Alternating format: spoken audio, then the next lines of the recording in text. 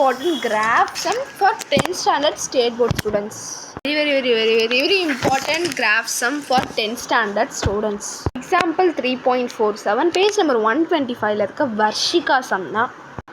Question என்னன்னா, Varshika drew 6 circles with different sizes.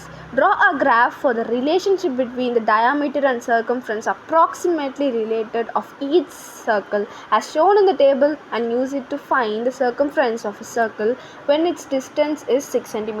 and நமக்கு டேபிளும் கொடுத்துட்டாங்க. நமக்கு அங்கே இருக்கிற டேபிள் அப்படியே சொல்யூஷன் போட்டு இங்கேயும் வரைஞ்சிடலாம். பிளாட்டிங் பாயிண்ட்ஸ் தான், அப்படியே இதில் இருக்க பாயிண்ட்ஸ் தான் நம்ம பிளாட்டிங் பாயிண்ட்ஸில் அப்படியே எடுத்து போட்டுற வேண்டியது தான்.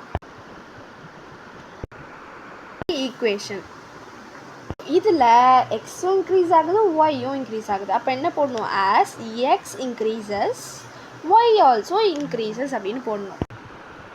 என்னது? Constant of variation. இதுக்கான ஃபார்முலா என்னது? k is equal to y by x. Direct வேரியேஷன்னாலே இந்த ஃபார்முலா தான் ஞாபகம் வச்சுக்கோங்க. அதுவே இன்வர்ஸ் வேரியேஷன் தான் என்ன formula? k is equal to x y. இதில் நம்ம சப்ஸ்டியூட் பண்ணுற மாதிரி இருக்கும். இது டைரக்ட் வேரியேஷன்னால் அப்படி நம்ம சப்ஸ்டியூட் பண்ணலாமா? y இதை ஃபஸ்ட்டு டேர்ம் அப்படியே நம்ம கன்சிடர் பண்ணிக்கலாம். y என்னது? 3.1 and x வந்து 1. So 3.1 by 1 is equal to 3.1. அப்படியே k is equal to 3.1 அப்படின்னு போட்டுக்கோங்க. என்ன? சொல்யூஷன் தான். இப்போ நீங்கள் கிராஃப் ஷீட் எடுத்துகிட்டு ஃபர்ஸ்ட் ஒர்க்காக நீங்கள் அதில் ஸ்கேல் தான் எழுதணும். Because it contains mark. Scale எப்படி எழுதணும்னு நான் சொல்லித்தரேன். உங்களோட டேபிள் ஆர் பிளாட்டிங் பாயிண்ட்ஸை நீங்கள் பார்க்கலாம். அதில் வந்து எக்ஸ் என்ன இருக்குது? 1 2 3 4 5 அப்படின்னு இருக்குது. அப்போ obviously 1 unit is enough for that. X axis 1 cm is equal to 1 unit. ஆனால் ஒரே ஸ்கேல் வந்து எல்லா சம்க்கும் வரும் நீங்கள் வந்து எதிர்பார்க்கக்கூடாது. Be careful with that. And then circumference Y, அதாவது ஒய்க்கு என்ன ஸ்கேல் எடுக்கலாம்? 3.1 6.2 9.3 இருக்குது. இதுக்கும் வந்து 1 யூனிட்டே ஓகே தான். Y axis 1 cm is equal to 1 unit.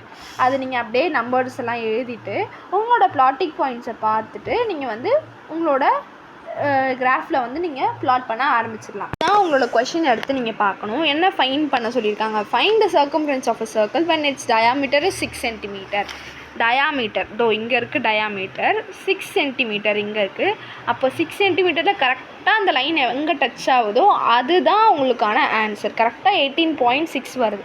அதை நீங்கள் அப்படியே எடுத்து எழுதணும். டயாமீட்டர் அதாவது எக்ஸு 6 cm இருந்துச்சுன்னா அதோட சர்க்கம்ஃபரன்ஸ்